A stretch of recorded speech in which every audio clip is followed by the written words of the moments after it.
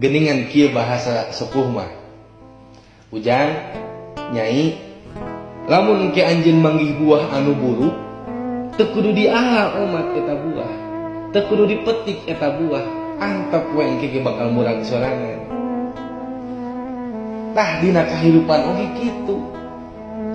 Di mana aya jalma anu ngewak ka urang, aya jalma anu goreng hatena ka urang, busuk hatena ka urang, antep tong dilayanan, antep tong saruakna ulah disanghareupan ku urang.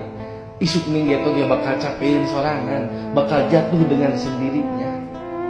Maka fokus bikin urang dina kahirupan, sing lempeng ibadah, sing husuk ibadah, teangan ilmu anu manfaat, amalkeun ilmu nu aya, urusan batur gewak jeung goreng ka urang mah sanggakeun ka Allah tong jadi pikiran urang.